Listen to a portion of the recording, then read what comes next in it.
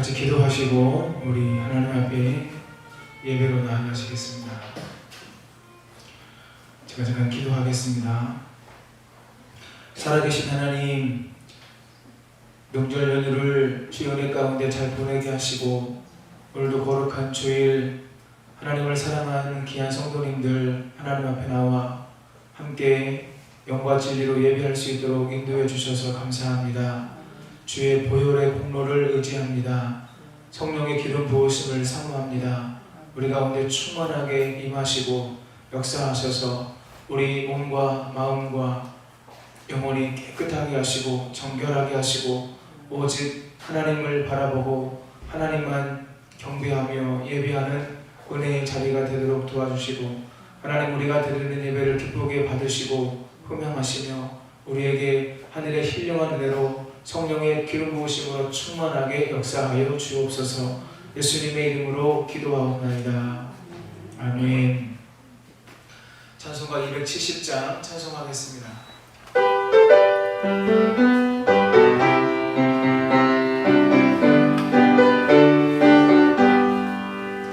뼈찾는 주님의 사랑과 거룩한 보혈의 공로를 우리 다 찬양을 합시다. 주님을 만나 볼 때까지 예수는 우리를 깨끗게 하시는 주시니 그의 피 우리를 눈보다 더 이게 하셨네. 우리를 깨끗게 하기를 무궁한 생명의 물을 새 생명의 구원을 받은 자 하나님 찬양을 합시다. 예수는 우리를 깨끗게 하시는 주시니 그의 피 우리를 눈보다 더 이게 하셨네. 주님의 거룩한 보혈을 날마다 입으로 간증해 담대히 싸우며 나가세. 천국에 들어갈 때까지 예수는 우리를 깨끗게 하시는 주시니 그의 피 우리를 눈보다 더 이게 하셨네. 십자가 단단히 붙잡고 날마다 이기며 나가세. 머리에 면류관 쓰고서 주 앞에 찬양할 때까지 예수는 우리를 깨끗게 하시는 주시니 그의 피 우리를 눈보다 예수는 우리를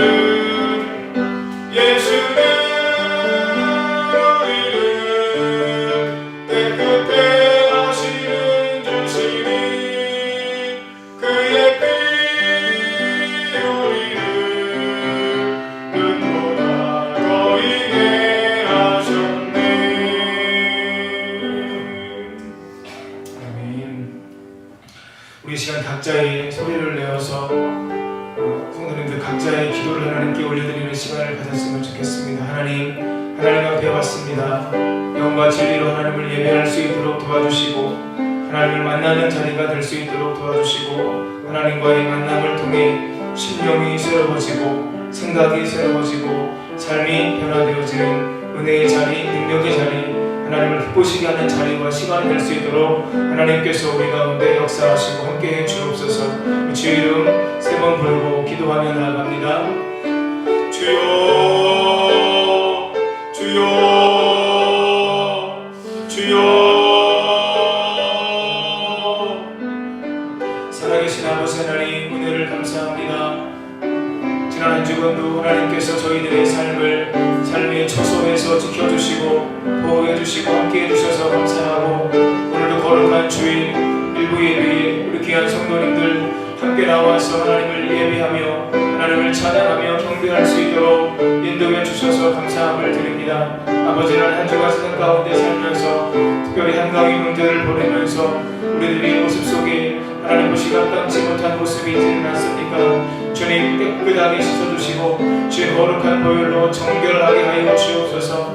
아버지 하나님, 우리 마음에 하나님 앞에서 늘 아버지 하나님 주의 보혈의 공로를 의지하며 우리가 살아갈 수 있도록 도와주시고, 보혈의 공로로 아버지 하나님 깨끗하고 정결하게 하나님 앞에 거룩함으로 살아갈 수 있도록 도와주시고 함께하여 주옵소서. 예배하는 이 한 시간 영과 진리로 하나님을 예배할 수 있도록 도와주시고, 하나님을 만나는 시간 하나님께 영광 돌리는 자리가 될 수 있도록 주님이 도와주시고 함께하여 주옵소서. 역사하여 주시옵소서.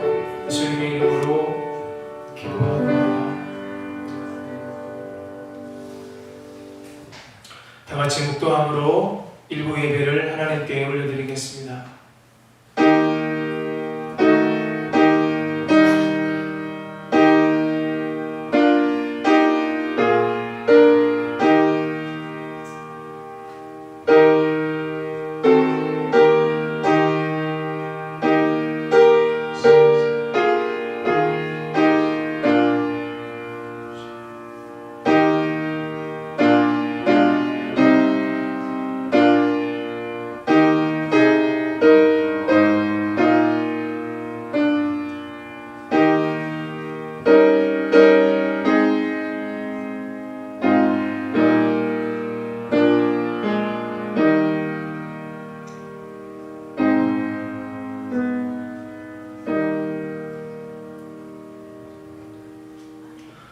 여호와는 위대하시니 우리 하나님의 성 거룩한 산에서 극진히 찬양 받으시리로다.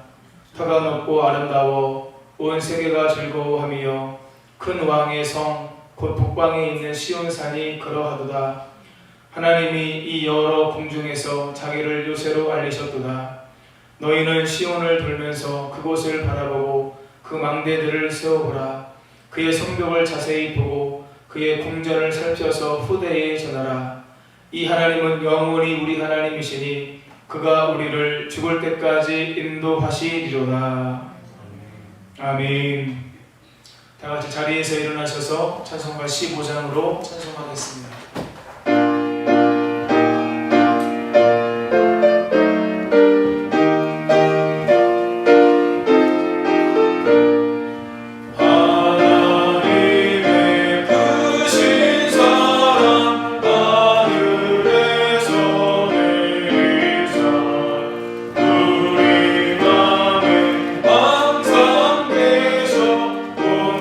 온전하게 하소서.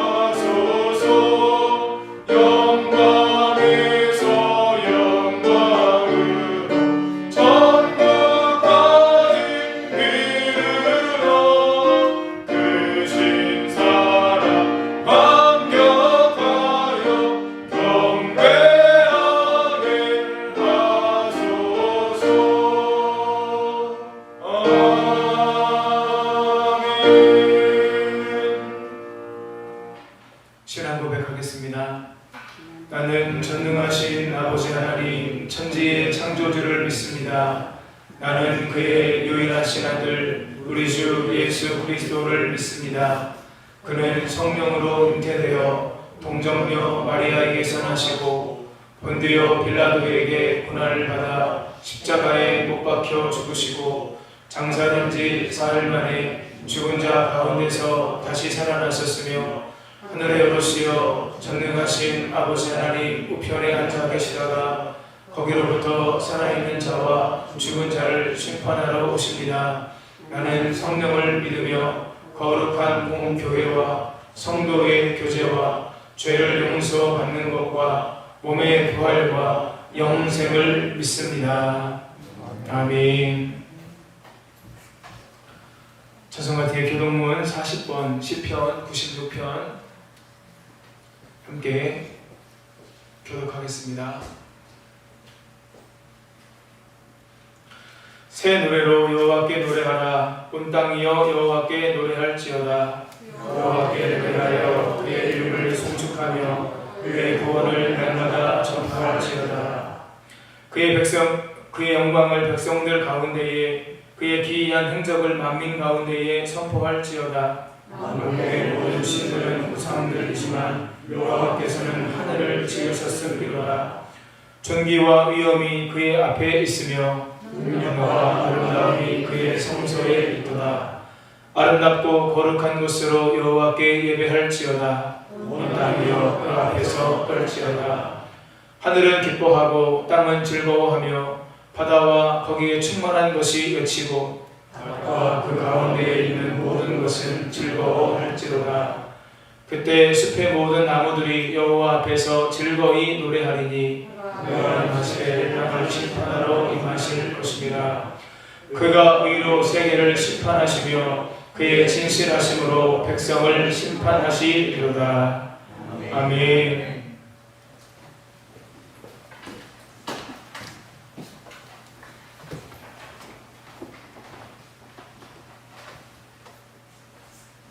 예배 받으시기에 합당하신 하나님, 점차 이 땅의 예배를 회복시켜 주시고 함께 모여 예배하게 하여 주셔서 감사합니다. 높고 푸른 가은 하늘을 주시어서 지치고 상한 우리 마음에 기쁨을 주셨습니다. 우리의 삶과 믿음도 가을 하늘처럼 맑고 깊기를 원합니다. 큰 믿음 주셔서 세상의 잔바람에 흔들리지 않는 믿음의 사람 되게 하여 주시옵소서. 흩어진 우리가 함께 모일 수 있도록 서로의 마음을 연결하여 주옵소서. 우리는 하나님의 언약 백성이길 소망합니다. 예레미야의 예언을 귀담아 듣지 않았던 옛 믿음의 조상들의 과오를 다시 밟지 않게 하시고 하나님께 집중하는 하나님께 민감한 백성들 되게 하여 주옵소서. 오늘 드려지는 이 예배와 이 땅의 모든 예배가 얼마나 귀한지를 다시 한번 깨닫는 요즘입니다. 묵상하고 예배드림을 목숨처럼 귀하게 여길 수 있는 성도들 되게 하여 주옵소서. 코로나19가 우리 모두를 힘들게 하였지만 그래도 이 어려움을 통하여 한마음 한뜻을 갖게 하여 주시니 감사합니다. 서로 배려하고 이해하며 이런 어려움을 믿음으로 극복할 수 있는 선한 그리스도인들 되게 하여 주옵소서. 특별히 민족 대명절인 추석 연휴 기간 중에 있습니다. 오고 가는 성도들의 발걸음을 지켜주시고 각자의 자리에서 하나님의 자녀됨을 나타나게 하여 주시옵고 행함으로 친지들에게 또는 사람들에게 복음을 전할 수 있는 그리스도의 편지들 되게 하여 주옵소서. 예배의 시작과 끝을 주님께 맡겨드려옵니다.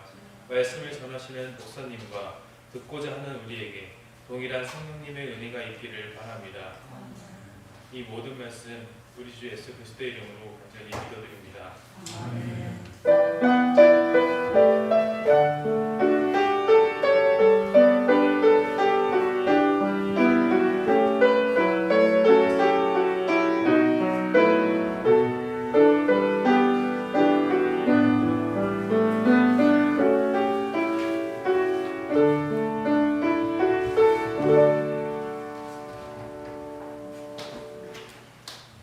하나님의 말씀 사도행전 26장 19절로 23절입니다.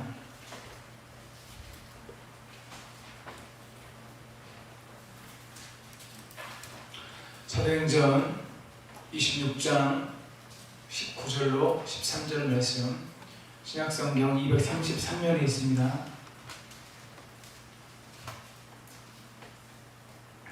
우리 한 절씩 교독하여 읽겠습니다.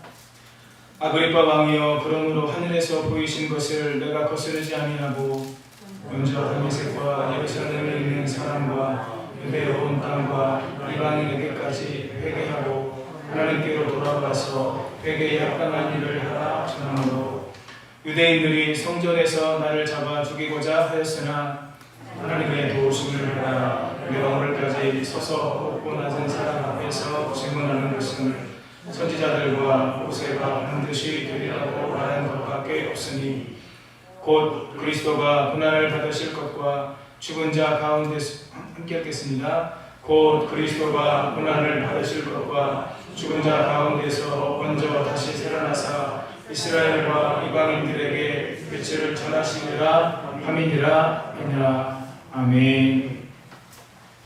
내 삶에 들어온 주님의 말씀 찬양하겠습니다.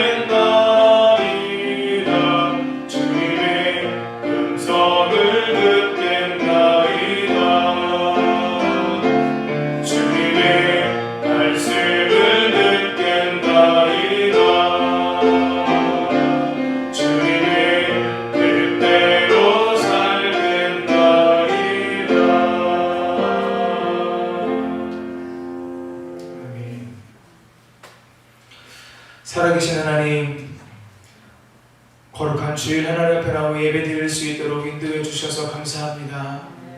이 시간 부족한 종이 하나님 말씀을 들고 섰습니다.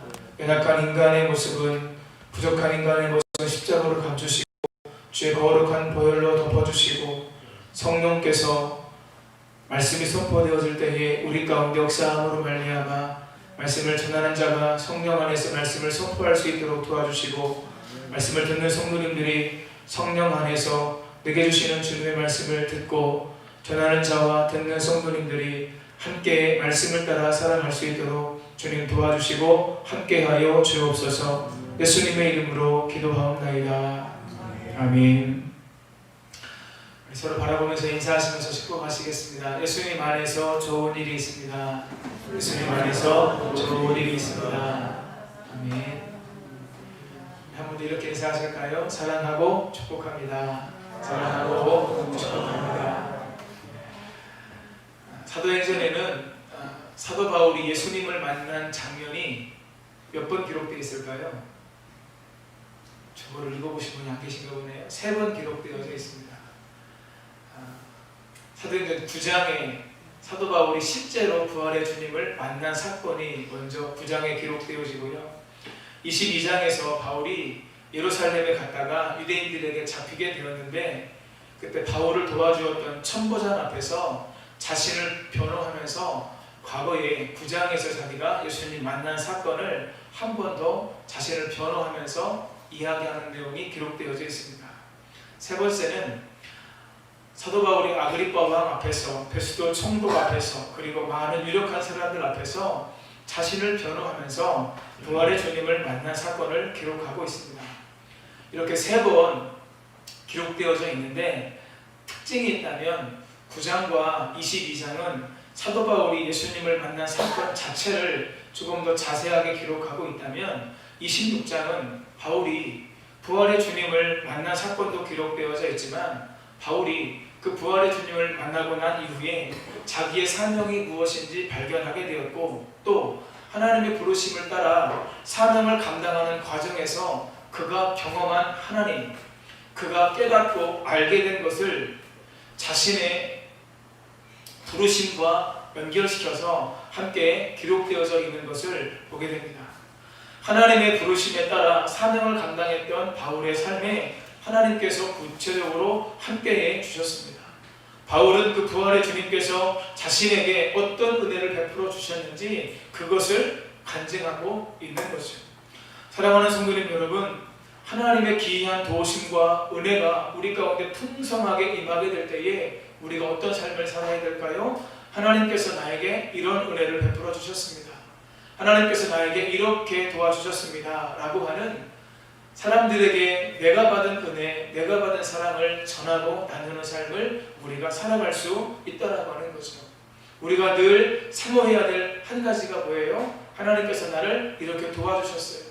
하나님께서 나에게 이렇게 함께해 주셨어요 라고 하는 이런 귀한 간증들이 늘 우리 가운데 있어야 된다고 하는 거죠.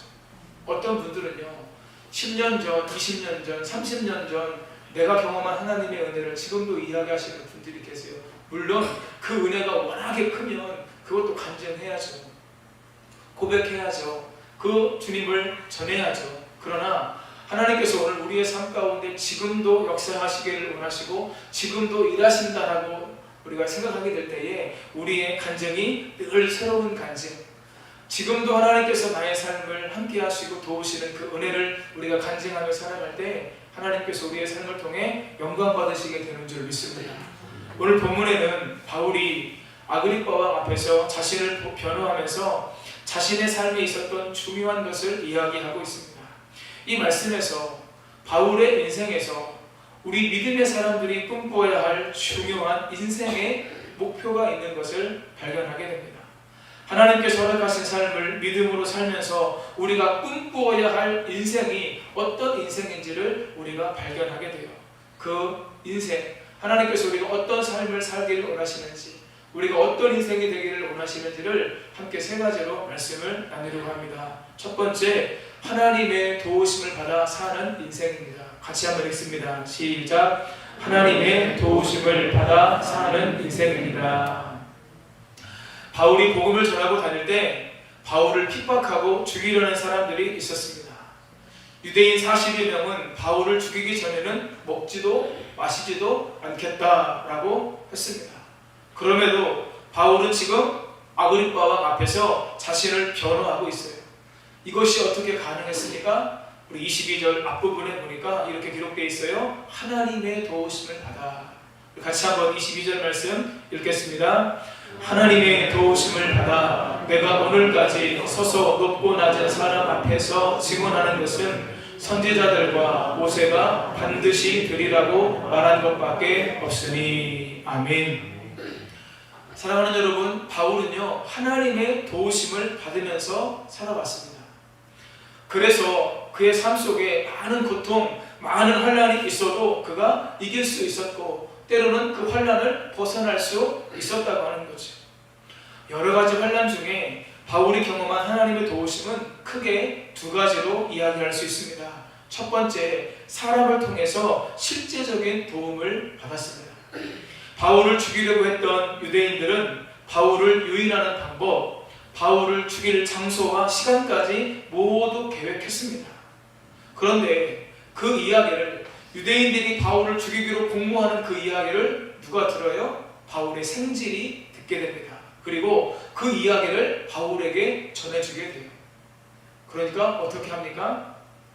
바울은 백부장에게 부탁해서 이 생질을 천부장에게 인도해달라고. 그래서 생질이 유대인들이 이야기했던 그 모든 내용을 천부장에게 들려주게 됩니다.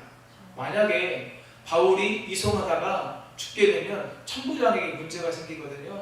그래서 어떻게 했을까요? 천부장이요, 그 소식을 듣고 바울을 안전하게 이동시키기 위해서 보병 200명, 기병 70명, 창병 200명의 호위를 받고 사도 바울이 이동하게 돼요. 470명의 사람들이 바울을 보호하고 바울의 이송을 돕는 거죠. 여러분, 죄인 하나를 이동하는데 470명이 동원되어지는 역사가 있었다고 하는 겁니다. 40여 명의 사람들이 아무리 완벽한 계획을 세웠다 할지라도 바울을 죽이기는커녕 그를 해하기도, 약간의 해를 입히기도 어려운 상황이 되었습니다. 왜 이것이 가능했습니까? 하나님께서 사도 바울을 도우셨다라고 하는 거예요. 사도 바울이 하나님의 도움을 받으면서 살았는데 두 번째 그가 어떤 도움을 받았을까요? 주님께서 바울에게 말씀해 주시는 은혜를 입었습니다. 바울이 고린도에서 하나님의 말씀에 붙잡혀 예수는 그리스도라 밝히 증언했습니다. 그런데 이때 유대인들이 또 한 번 바울을 대적하며 비방합니다. 이 유대인들의 비방으로 말미암아 사도 바울도 사람인지라 마음이 위축되었고 두려웠습니다. 그런데 그 밤에 주님께서 환상 중에 바울에게 말씀하십니다. 사도행전 18장 9절 10절 말씀 함께 있습니다. 밤에 주께서 환상 가운데 바울에게 말씀하시되 두려워하지 말며 침묵하지 말고 말하라. 내가 너와 함께 있음에 어떤 사람도 너를 대적하여 해롭게 할 자가 없을 것이니 이는 이 성중에 내 백성이 많음이라 하시더라. 아멘. 대적하여 비방하는 사람들로 인해 두려움과 불안한 마음이 사도 바울의 마음 가운데 있었습니다. 그런데 바로 그때 주님께서 환상 중에 사도 바울을 찾아오시는 거예요. 그리고 말씀해 주시는 거예요. 두려워하지 말며 침묵하지 말고 말하라. 여러분, 뭐 하지 말라고요? 두려워하지 말라고요. 잘 알고 계시죠? 두려워하지 말라는 말씀이 성경에 몇 번 나온다고요? 365번 나온다고요. 여러분, 두려워하지 말라는 말씀과 함께 짝으로 등장하는 말씀이 있어요. 무엇이죠? 내가 너와 함께하리라. 사랑하는 여러분, 오늘 우리의 삶 속에 여러 가지 어려움이 있고 여러 가지 힘든 일이 있어도 우리가 두려워하지 않을 이유가 있습니다. 무엇입니까? 주님께서 저와 여러분들과 함께 하시는 줄 믿습니다. 주님께서 우리와 함께 하시기 때문에 우리가 두려워하지 않을 수 있다고 하는 거예요. 그런데 사도 바울이 그 은혜를 입었어요. 두려움 가운데, 염려 가운데, 근심 가운데 살고 있는 사도 바울에게 예수님께서 말씀으로 찾아오셔서 그에게 하나님의 음성을 들려주시는 거죠. 주의 음성을 들려주시는 거죠. 여러분, 무엇을 의미합니까? 우리의 삶이 아무리 힘들고 어려워도 우리가 주님의 음성을 들을 수만 있다면, 할렐루야, 우리가 주님의 음성을 들을 수만 있다면, 주의 말씀이 내 귀에 들린다면, 내 마음에 들린다면 우리는 그 주님의 말씀으로 인해서 우리는 어려움을 이길 수 있고 다시 일어나 승리할 수 있다는 것이에요. 시편 119편 말씀은 하나님의 말씀에 관한 내용이 1절부터 176절까지 다 기록되어져 있습니다.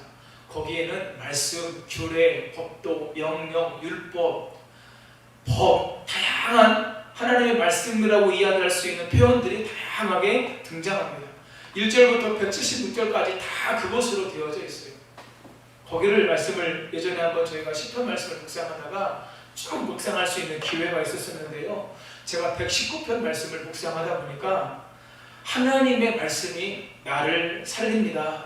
하나님의 말씀이 나를 살아나게 합니다. 라고 하는 이 말씀이 무려 10번이나 기록되어져 있습니다. 한번 따라 하시겠습니다. 하나님의 말씀이 나를 살립니다. 하나님의 말씀이 나를 살아나게 합니다. 사랑하는 여러분, 오늘 우리를 살리는 것, 오늘 우리를 살아나게 하는 건 하나님의 말씀이에요. 그래서 말씀이 들리는 것이 중요해요. 시편 119편 50절 말씀 함께 읽겠습니다.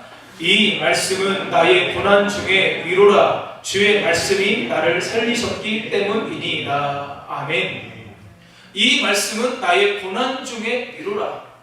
내가 고난당할 때, 내가 어려움 당할 때 이 하나님의 말씀이 내게 임함으로 말미암아 내가 위로를 얻고 내가 힘을 얻고 다시 살아나게 되었다는 거예요. 사도 바울에게 그 은혜가 임했던 거죠. 두려움 가운데, 고통 가운데, 어려움 가운데 살고 있는, 사명을 감당하고 있는 사도 바울에게 하나님께서 말씀으로 찾아오시는 거예요. 그래서 그를 살아나게 하시는 거예요. 여러분, 많은 하나님의 사람들이 힘들고 어려운 상황 가운데 놓여져 있었습니다. 그때 그들을 살린 것이 무엇입니까? 하나님의 말씀이었습니다. 하나님의 사랑이었습니다. 그때 그들은 다시 살아나서 사명의 길을 걸어갈 수가 있었습니다. 역대하 26장 15절에는 이런 말씀이 기록되어 있어요. 기이한 도우심을 얻어 강성하여졌느니라. 한번 따라 하시겠습니다. 기이한 도우심. 제가 전화로 기도를 할 때에, 또 우리 성도님들 안수 기도를 해드릴 때에 자주 쓰는 표현 가운데 한 가지가 뭐냐면 기이한 도우심이에요. 하나님의 은혜와 기이한 도우심이 우리 성도님들에게 있게 해 주옵소서. 여러분, 제가요 역대하 26장 15절 말씀을 예전에 듣고 묵상하다가 이 표현이 너무 좋은 거예요. 여러분, 여기에 기이하다라고 하는 말이 무슨 말일까요? 여기 기이하다라고 하는 말이 히브리어로 팔라라고 하는 말인데, 기이하다라고 하는 뜻 외에 어떤 뜻이 있냐? 뛰어나다, 비범하다, 놀랍다라고 하는 뜻이 있어요. 여러분, 하나님께서 우리를 도우시는 그 도우심이 어떤 도우심이에요? 뛰어난 도우심이에요. 다른 사람들이 도울 수 없는 도우심이라고 하는 거죠. 비범한 도우심이라고 하는 거예요. 놀라운 도우심이라고 하는 거예요. 오늘요, 이 땅을 살아가는 모든 믿음의 성도님들에게 무엇이 필요해요? 하나님의 기이한 도우심이 필요한 줄 믿습니다. 사랑하는 여러분, 오늘 하나님은 저와 여러분들을 도우시기를 원하세요. 도우시기를 기뻐하세요. 그리고 그 하나님에게는 저와 여러분들을 가장 잘 도우실 수 있는 능력이 있는 줄 믿습니다. 그래서 우리가 늘 무엇을 사모해야 돼요? 하나님, 저의 인생은, 우리 가정은 하나님의 도우심으로 살기를 원합니다. 이 믿음의 고백이 있으시기를 예수님의 이름으로 축복합니다. 한번 따라 하시겠습니다. 하나님, 저와 저희 가정이, 우리 교회가 하나님의 기이한 도우심으로 잘 되고 형통하게 하옵소서. 이 기도가 늘 있으시기를 예수님의 이름으로 축복합니다. 우리 인생은요, 하나님의 도우심을 받아 살아야 돼요. 여러분, 제가 설교 원고회를 준비되지 않았는데, 여러분, 하나님께서 사람을 어떻게 만드셨죠? 하나님의 형상으로 만드셨어요. 하나님의 형상으로 만드셨다는 의미가 무엇입니까? 하나님과 영적으로 교제하면서 거기에서 힘을 얻어서 살아갈 수 있는 존재. 영적 교제를 통해서 우리가 힘을 얻어서 허락하신 삶을 우리가 믿음으로 살아가기를 하나님께서 원하시는 거예요. 여러분, 분명한 사실은요, 지금까지도 저와 여러분들은 하나님의 도우심으로 살았습니다. 저는 그것을 고백할 수밖에 없습니다. 저는 늘 연약함과 부족함을 고백합니다. 그래서 하나님의 도우심을 구합니다. 그래서 새로운 하나님 앞에 나와서 기도합니다. 왜요? 제가 어떻게 연희교회를 제가 목회할 수 있어요? 못해요. 하나님이 도와주셔야 돼요. 하나님이 함께해 주셔야 돼요. 우리 성도님들, 하나님께서 허락하신 구원받은 이후의 삶을 어떻게 하나님께서 기뻐하신 대로 살아갈 수 있습니까? 우리 성도님들의 노력으로 안 됩니다. 우리 부족함을 우리가 잘 알잖아요. 하나님이 도와주셔야 돼요. 그 은혜로 우리가 살아갈 수가 있게 되는 거예요. 늘 하나님의 도움을 구하며 살아가는 성도님들 되시기를 예수님의 이름으로 축복합니다. 둘째, 사명을 따라 사는 인생입니다. 같이 한번 읽습니다. 시작. 사명을 따라 사는 인생입니다. 바울은 하나님의 도우심을 따라 오늘까지 서서 높고 낮은 사람 앞에서 증언하는 삶을 살았습니다. 사랑하는 여러분, 이 증언하는 삶은 무엇입니까? 사도 바울이 예수님께 받은 사명이었습니다. 사도행전 20장 24절 말씀 우리 잘 아는 말씀이죠. 같이 한번 크게 읽겠습니다. 시작.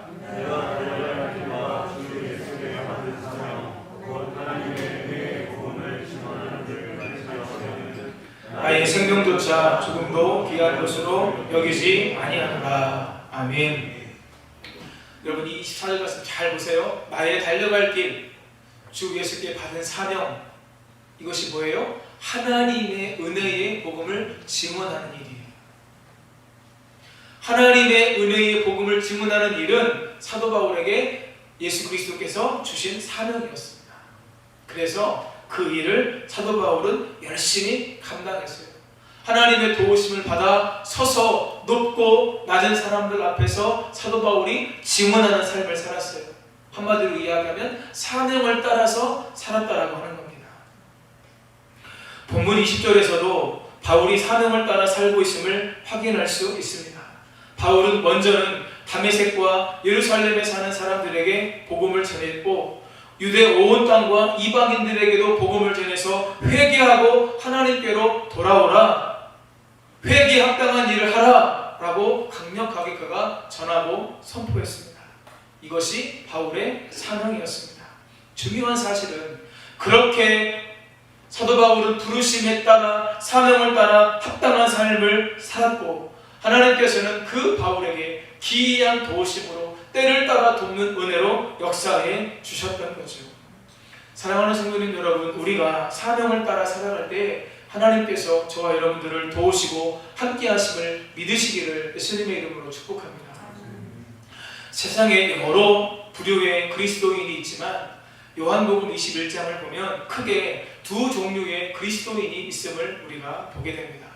첫 번째, 사명형 그리스도인, 두 번째, 생계형 그리스도인. 다른 말로 바꿔볼까요? 부르심을 따라 살아가는 그리스도인, 생존을 위해 살아가는 그리스도인.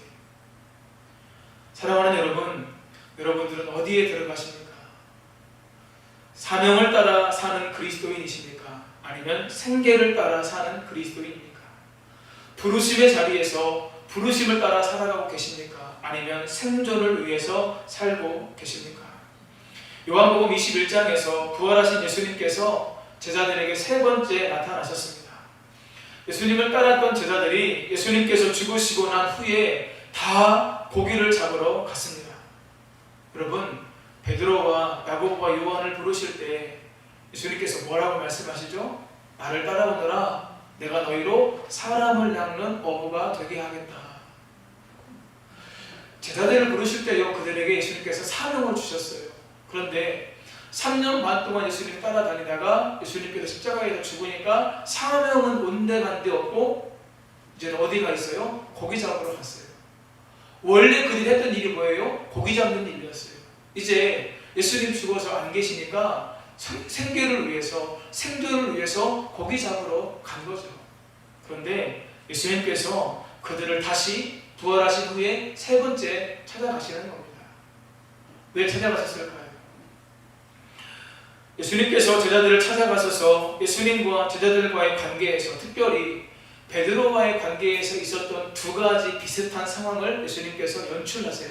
첫 번째, 그들이 밤새도록 요한복음 21장에서 고기를 잡았는데 고기를 한 마리도 못 잡았어요. 그때 예수님께서 뭐라고 말씀하세요? 배 오른편에 그물을 내려 고기를 잡으라. 그렇게 해서 고기를 잡았어요. 그 전까지 한 마리도 안 잡히던 고기가 153마리나 잡히게 되었습니다. 여러분, 이것이 무엇을 의미할까요? 누가복음 5장에 보면 베드로가 처음 예수님과 만나는 장면을 소개하고 있는데, 그때도 베드로가 밤새도록 고기를 잡았는데 한 마리도 못 잡았습니다. 그때 예수님께서 베드로에게 뭐라고 말씀하세요? 깊은 데로 가서 그물을 내려 고기를 잡으라 라고 할 때에 고기가 어마어마하게 잡히죠. 그래서 베드로가 주여 나를 떠나소서 나는 죄인입니다. 그런데 그 누가복음 5장에 처음 베드로가 예수님을 만난 사건을 기록하고 있는 그 사건을 지금 요한복음 21장에서 다시 재현하고 있어요. 또 한 가지 사건, 다들 고기를 잡고 이제 육지로 올라왔는데 육지에 올라온 제자들 앞에 숯불이 놓여 있습니다. 이 숯불은 어떤 사건을 의미할까요?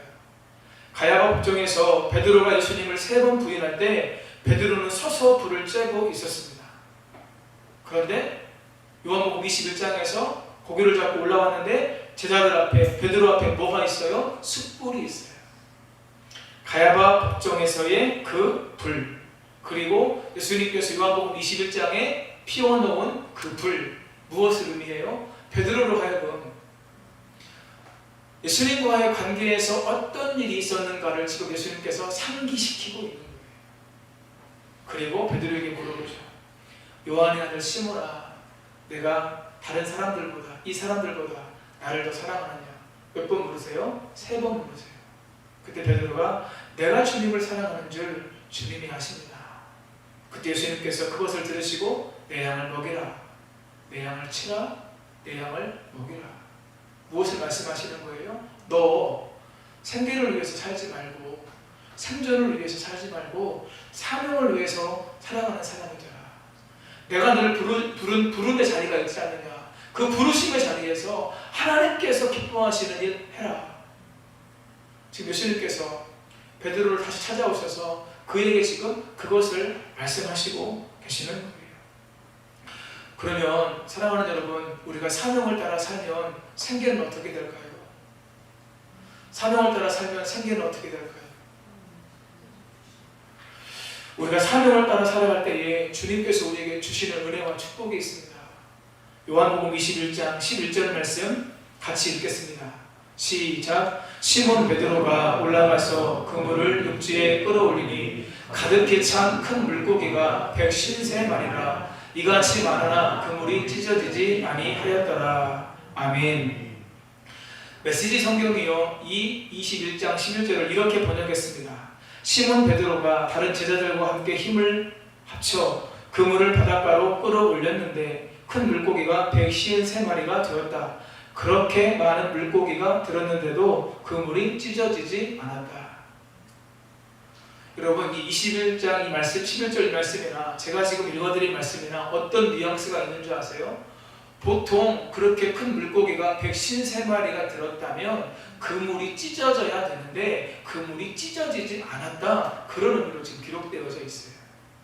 그래서 그렇게 많은 물고기가 들었는데도 그물이 찢어지지 않았다.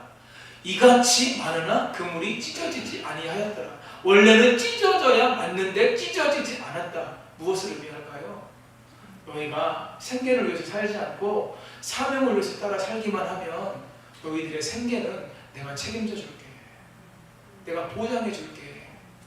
이 말씀이, 이 의미가 이 말씀 안에 담겨져 있는 거예요. 마태복음 6장 33절 말씀을 우리가 잘 압니다. 같이 한번 읽겠습니다. 그런즉 너희는 먼저 그의 나라와 그의 의를 구하라. 그리하면 이 모든 것을 너희에게 더하시리라. 아멘. 여러분, 그의 나라와 그의 의를 먼저 구하는 것, 이것이 뭘까요? 이것이 부르심을 따라 사명을 따라 살아가는 삶입니다. 먼저 그의 나라와 그의 의를 구하여 사명을 따라 살아가면, 그리하면 이 모든 것을 너희에게 더하시리라. 이 모든 것이 뭐죠? 무엇을 먹을까? 무엇을 마실까? 무엇을 입을까? 필요한 건 하나님께서 공급하시겠다는 거예요. 여러분, 내 생계를 위해서 내가 아둥바둥거리면서 사는 삶과 그렇게 아둥바둥 된다고 모든 것이 다 채워지나요? 오히려 하나님께서 나를 부르신 부르심의 자리를 알고 힘써 그 부르심의 삶을 살고 사명을 따라 살아가는 과정 속에서 하나님께서 엘리야를 먹이듯이 먹이시고 채우시고 더하시는 은혜를 공급받으며 사는 삶과 하나님께서 저와 여러분에게 원하시는 삶의 모습이 무엇일까요? 내가 내 생계와 생존을 위해서 아둥바둥거리는 것보다 나는 주의 일을 감당하고 나는 주의 사명을 감당하고 하나님께서 나의 삶에 채워주시고 하나님께서 나의 삶 가운데 역사해 주시는 은혜를 날마다 경험하며 사는 것, 이것이 하나님께서 우리를 향해서 원하시는 삶의 모습은 아닐까요? 사랑하는 성도님 여러분, 사명을 따라 살아가는 일에 나이나 성별이나 배경이나 이런 조건은 중요하지 않습니다. 중요한 건 무엇이 중요해요? 하나님께서 내게 주신 사명이 있구나. 내가 사명을 따라 살아가야 되는구나. 이 확신을 가지고 사명을 따라 살아가는 것, 그것이 중요하고요. 그렇게 사랑하는 자들의 삶 속에 하나님께서 놀라운 은혜로 함께 하시는 줄 믿습니다. 놀라운 복을 내려주시는 줄 믿습니다. 사명을 따라 살아가며 하나님께 영광 돌리는 성도님들 되시기를 예수님의 이름으로 축복합니다. 세 번째, 예수 그리스도께 사로잡힌 인생입니다. 같이 한번 읽습니다. 예수 그리스도께 사로잡힌 인생입니다. 바울은 하나님께서 자기에게 맡겨주신 사명을 감당하며 증언하는 삶을 살았습니다. 무엇을 증언하는 삶이었습니까? 누구를 증언하는 삶이었습니까? 22절 마지막 부분에서 선지자들과 모세가 반드시 되리라고 말한 것밖에 없다. 그러니까 사도 바울이 하나님의 도우심을 받아 서서 높고 낮은 사람들 앞에서 증언했는데, 자기가 증언한 내용이 무엇이냐? 구약의 모세와 선지자들이 이 일은 반드시 일어날 일이다 라고 예언했던 것밖에 없다라고 하는 거예요. 그 내용이 구체적으로 무엇일까요? 23절에 기록되어져 있습니다. 우리 23절 함께 읽겠습니다. 곧 그리스도가 고난을 받으실 것과 죽은 자 가운데서 먼저 다시 살아나사 이스라엘과 이방인들에게 빛을 전하시리라 함이니이다 하니라. 아멘. 모세와 선지자들이 반드시 되리라고 말한 것이 무엇이에요? 예수 그리스도의 십자가의 고난, 그리고 죽은 자 가운데서 다시 살아나는 부활, 십자가와 부활이라고 하는 거예요. 십자가 부활이 의미하는 것이 무엇입니까? 이 예수 그리스도가 우리의 구원자라고 하는 겁니다. 한번 따라 하시겠습니다. 예수가 그리스도이십니다. 여러분, 사도행전을 보면요, 사도 바울이 복음을 전하는 과정에서 가장 많이 사용한 전도 표제가 뭔지 아세요? 예수 그리스도. 예수가 그리스도다. 예수가 구원자다. 여러분, 사도 바울의 인생은요, 온통 이것을 전하는 삶으로 다 표현할 수 있습니다. 예수가 그리스도십니다. 예수가 구원자입니다. 사도 바울은 늘 이것을 전하는 삶을 살게 되었다는 거예요. 사도 바울이 구약의 율법에 능통한 사람이었죠. 그런데 부활의 주님을 만나기 전까지는 그 열심이, 그 많은 학식이 자기를 잘못된 길로 가게 했어요. 그런데 부활의 주님을 만나고 난 후에 이 예수가 그리스도구나. 모세의 율법, 선지자들의 예언의 말씀을 통해서 우리가 발견해야 될 것은 오직 예수 그리스도구나 라고 하는 걸 그가 깨닫게 되었습니다. 남유다의 멸망 시기에 예언 활동을 했던 예레미야에게 하나님께서 약속의 말씀을 주십니다. 비록 남유다 백성이 지금은 바벨론으로 포로로 잡혀가서 고통을 당하겠지만 때가 되면 다윗에게서 한 공의로운 가지가 나게 할 것이다. 그리고 그의 왕위가 영원토록 이어지게 될 것이다.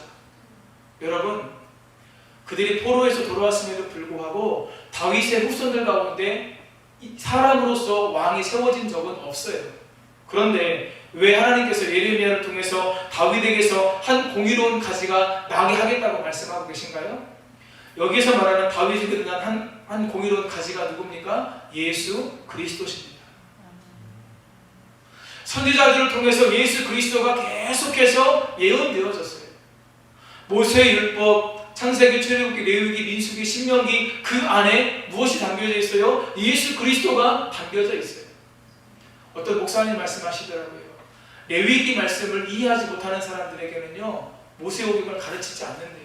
여러분, 마태복음은요, 철저하게 지난주에 말씀드렸죠, 유대인들을 대상으로 쓰여진 복음이기 때문에 이 레위기를 알지 못하면 마태복음을 풀어갈 수가 없다고 어떤 목사님 말씀을 하세요.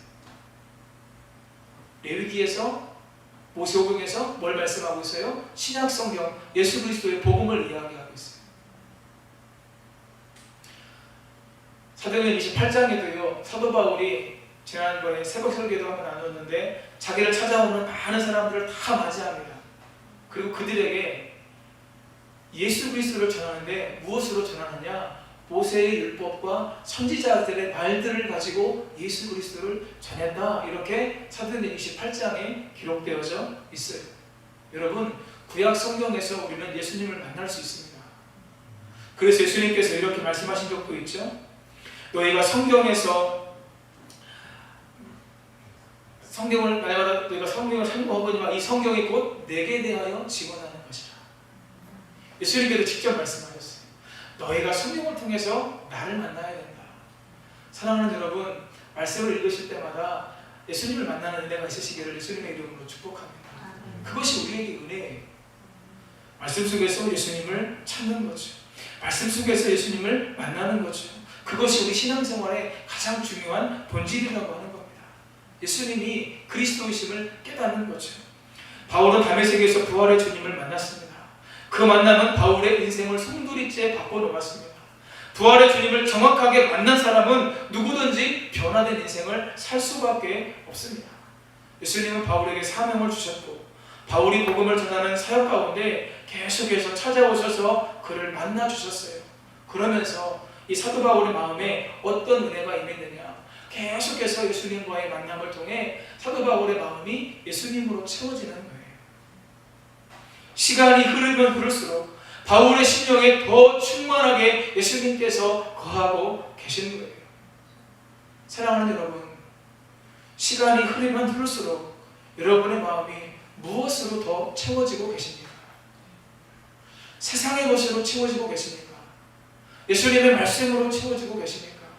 욕심으로 채워지고 계십니까? 하나님의 사랑으로 채워지고 계십니까? 내 안에 세상 것으로 가득 채워져 있습니까? 아니면 예수님으로 충만해져 있습니까? 사도 바울은 시간이 지나면 지날수록 이제는 나는 없고 내 안에 예수 그리스도만 사는 거예요.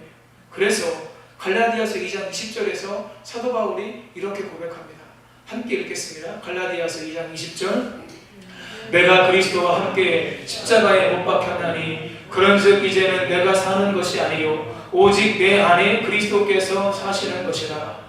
이제 내가 육체 가운데 사는 것은 나를 사랑하사 나를 위하여 자기 자신을 버리신 하나님의 아들을 믿는 믿음 안에서 사는 것이라. 아멘. 여러분, 사도 바울의 이 고백을 잘 들어보십시오. 이제는 내가 사는 것이 아니요 오직 내 안에 그리스도께서 사시는 것이다.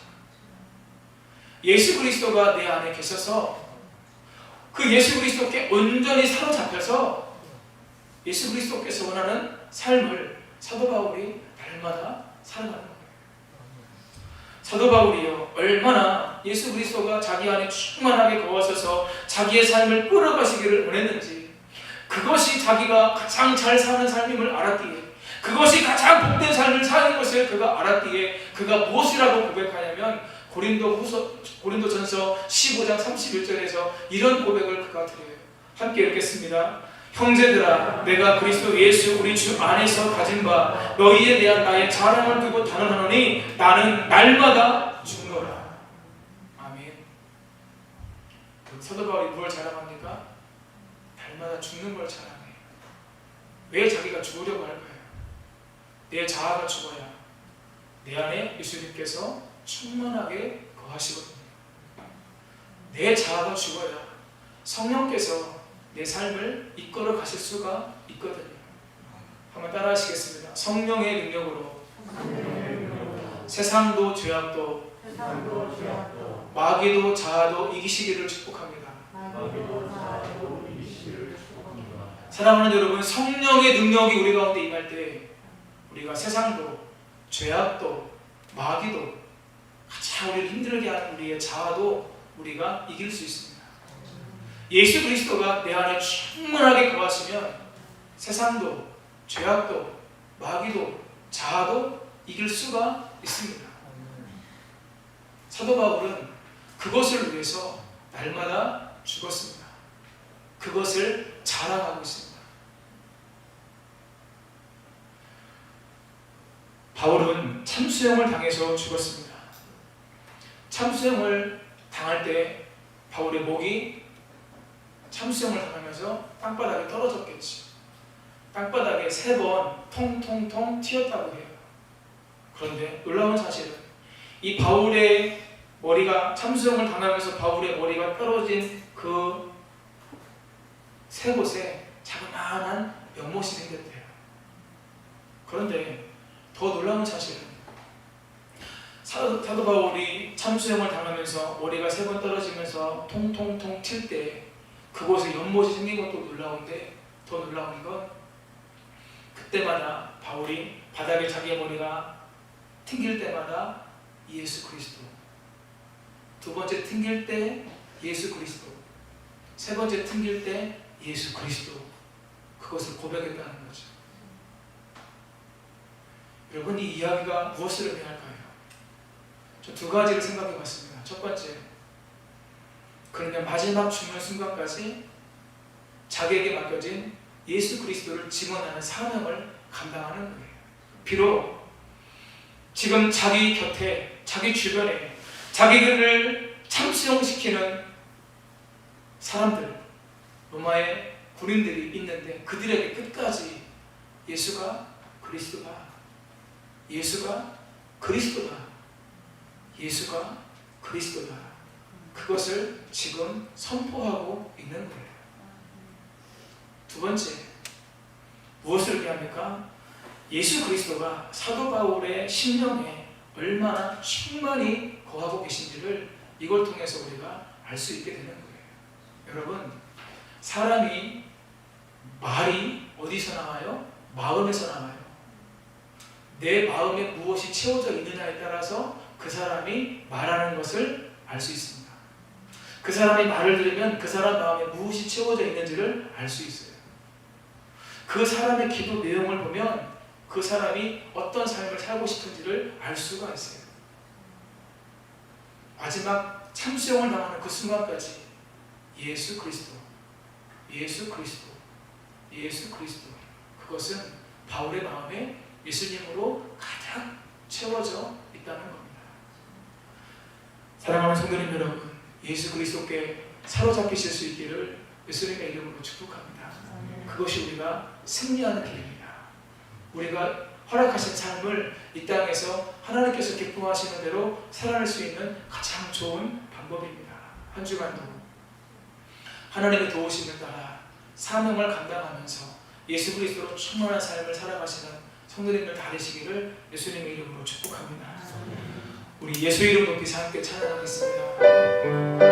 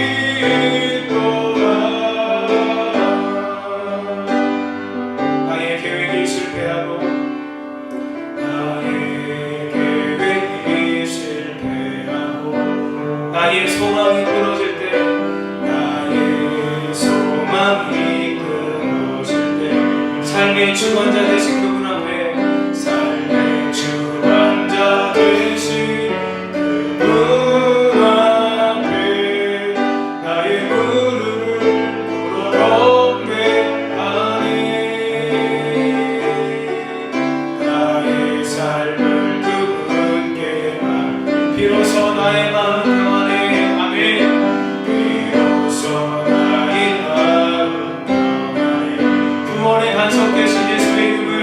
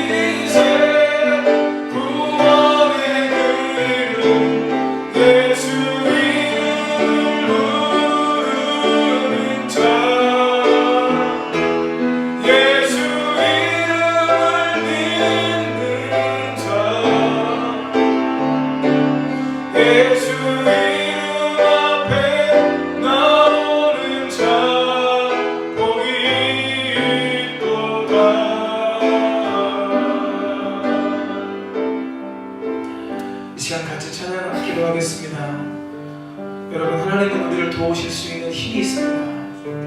하나님의 도우심을 받아야 우리가 하나님께서 허락하신 삶을, 구원받은 이후의 삶을 하나님께서 원하시는 대로, 하나님의 뜻대로, 하나님의 영광을 위해서 살 수 있습니다. 사랑하는 여러분, 오늘 여러분의 마음에 무엇이 채워져 계세요? 시간이 흐르면 흐를수록 신앙의 연조는 점점점 날마다 더해가는데 우리의 마음이 무엇으로 채워져 있습니까? 예수님을 믿는다고 하면서도, 예수님이 내 마음에 계신다고 이야기를 하는데 여전히 세상의 욕심에, 세상에 내 마음 뺏겨서 살아가고 계시지 않습니까? 이 시간까지 기도할 때 여러분, 저희들도요, 목회자들도요, 조금만 말씀하고 기도 안 하면 내 안에 예수님이 계신가 의심할 정도로 세상에 악해요. 세상에 패역해요. 예수님, 내 안에 또 충만히 계십시오. 내가 예수님께 사로잡힌 인생이 되기를 원합니다. 예수님으로 충만한 삶을 살 수 있기를 원합니다. 이 들은 말씀 기억하면서 주의 음성을 부르고 기도하며 나가시겠습니다. 주여, 주여, 주여.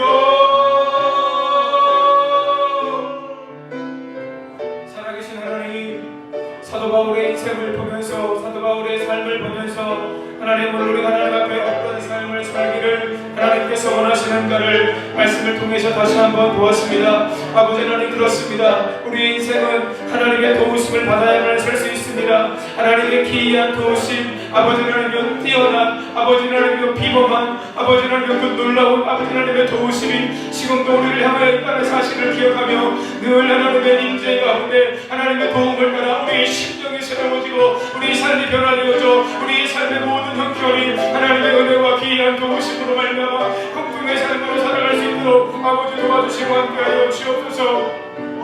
그 안에 하나님의 살아계심과 인생의 주인 되어주심을, 역사하심을 더 풍성히 경험할 수 있도록 도와주시고 그 가운데에 하나님께 아버지여 온전히 사로잡혀 사명을 따라 살아가는 삶이 되어지도록 아버지 도와주시고 함께하여 주옵소서. 아버지 하나님, 사도 바울은 온통 예수 그리스도로 충만했습니다. 마지막 참성을 향하는 그 순간까지도 예수가 그리스도가, 예수가 그리스도가, 예수가 그리스도가.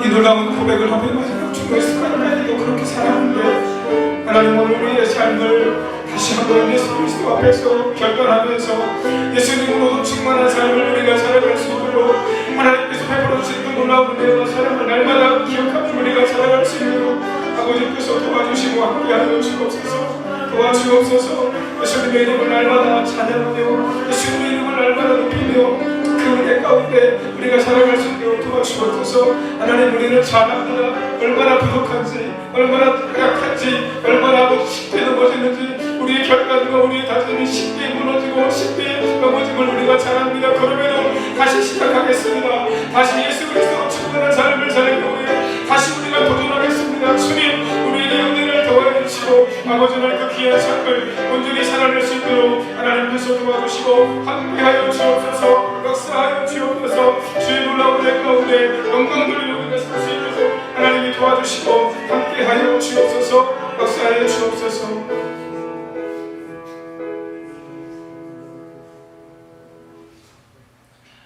살아계신 하나님,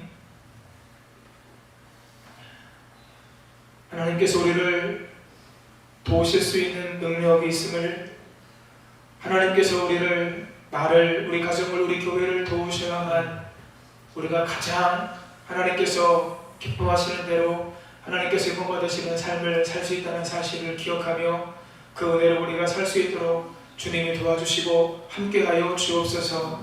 하나님, 우리가 예수 그리스도로 예수님이 구원자이심을, 생명이심을 날마다 더 깊이 고백하고 그 은혜 가운데 우리가 살아갈 수 있도록 하나님이 도와주시고 함께하여 주옵소서. 역사하여 주옵소서. 다시 시작할 수 있는 은혜가 우리에게 충만하게 채워지도록 역사해 주옵소서. 예수님의 이름으로 기도하옵나이다. 아멘. 찬송가 213장 찬송하면서 준비한 예물 하나님께 드리겠습니다.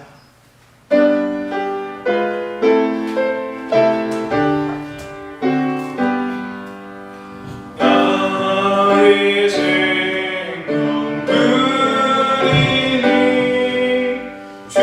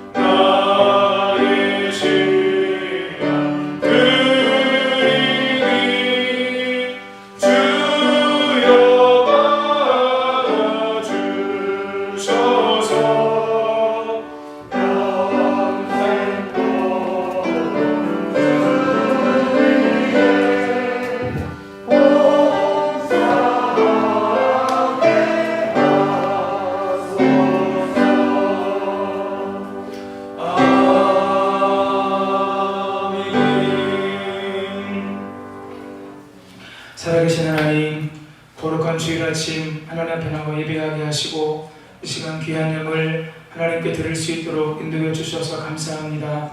주일헌금, 11조헌금, 감사헌금, 월삭감사헌금, 건축헌금, 해외건축헌금, 선교헌금, 장학헌금, 지정헌금으로 하나님 주신 은혜 안에서 그 은혜에 감사하여 감격하며 기쁨으로 귀한 예물을 드렸사오니 기쁘게 받으시고 흥망하시며 하나님의 말씀에 약속된 대로 우리의 삶 속에 풍성하게 채워주시고 더하여 주옵소서.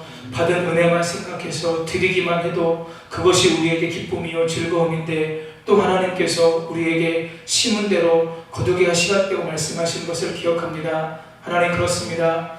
오늘 저도 우리 성도님들 모두도 그 사업장도 가정도 일터도 오직 하나님의 은혜로 잘되고 형통하기를 원하오니 그 은혜가 우리의 삶 속에 풍성하게 부어지게 하시고 하나님 재물 얻을 능력을 허락해 주셔서 이 땅에서 풍성히 받고 누리며 또 주의 일을 위해서 온전히 사명을 감당하며 살아가는 우리 모두가 되게 하여 주옵소서. 예수님이 그리스도이심을 더 많은 사람들에게 증언하고 증거할 수 있는 일을 우리 교회가 감당할 수 있기를 원합니다. 다음 세대를 위해서 우리가 그들을 사랑으로 세우기 위해서 아버지 하나님 우리가 더 귀한 것을 하나님께 드려 사명 감당할 수 있기를 원하오니 하나님의 복을 주시고 그 은혜와 그 도우심으로 더욱더 영광 돌리며 삶을 살아갈 수 있도록 도와주시고 함께하여 주옵소서. 온전한 11조의 예물을 드릴 성도님들의 삶 속에 아버지 하나님 말라기 3장에 약속되어진 놀라운 축복으로 함께해 주옵소서. 감사하는 심령에 하나님 축복의 문이 활짝 열려지는 놀라운 은혜가 있게 하여 주옵소서. 건축, 장학, 지정헌금으로 선교헌금으로 해외건축헌금으로 하나님 복음을 위해서 다음 세대를 위해서 교회를 교회되게 예배를 예배되게 하기 위해서 드려지는 모든 예물 가운데 주님 역사하시고 영광 받아 주옵소서. 함께하여 주시옵소서. 몸이 불편하신 분들 아픈 부위에 손을 얹고 기도하겠습니다. 살아계신 하나님 예수님께서 채찍의 맞음으로 우리가 나음을 받았습니다. 믿는 자들에게 하나님 놀라운 능력이 나타남을 병든 사람에게 손을 얹은 즉 낫게 된다고 마가복음 16장에서 우리에게 말씀해 주셨는데 그 말씀의 능력이 이 시간에도 우리 가운데 충만하게 임하도록 역사하시고 함께하여 주옵소서. 내가 이 시간 예수님의 이름의 권세와 능력으로 명하노니 모든 질병의 근원은 모든 질병의 고통은 모든 질병의 원인은 예수님의 이름의 권세와 능력 앞에 물러갈지어다 떠나갈지어다. 회복의 은혜가 임하도록 도와주시고 강건함으로 역사하여 주셔서 아버지 하나님 더 건강하게 하시고 강건하게 하시고 소생케 되어지도록 도와주시고 힘을 얻어 더욱 하나님을 예배하며 영광 가운데 살아갈 수 있도록 하나님께서 도와주시고 함께해 주옵소서. 역사해 주옵소서. 영광 받아 주옵소서. 군에 있는 자녀들 해외에 나가 있는 우리의 가족들 있는 곳에서 지켜주시고 늘 좋은 소식이 오고 갈 수 있도록 도와주시고 특별히 코로나19가 여전히 계속되고 있는 상황 속에서 안전하게 지켜주시고 주님의 은혜와 평강 가운데 날마다 승리하며 복된 삶을 살아갈 수 있도록 하나님이 도와주시고 함께하여 주옵소서. 나라와 민족 가운데 하나님의 공의와 하나님의 정의가 온전히 세워질 수 있도록 도와주시고 하나님을 두려워하는 마음으로 섬기게 하시고 하나님 차별금지법이 상정되었다고 하는데 하나님 결코 통과되지 않도록 하나님께서 막아주시고 21대 국회에도 22대 국회에도 계속해서 발의가 되겠지만 계속 폐기될 수 있도록 도와주셔서 신앙의 자유가 보장된 세상 속에서 마음껏 하나님을 섬기며 예배함으로 살아갈 수 있도록 역사하여 주옵소서. 모든 것 주님께 의탁드리고 감사드리며 예수님의 이름으로 축복하며 치유와 회복을 선포하고 기도하옵나이다. 아멘.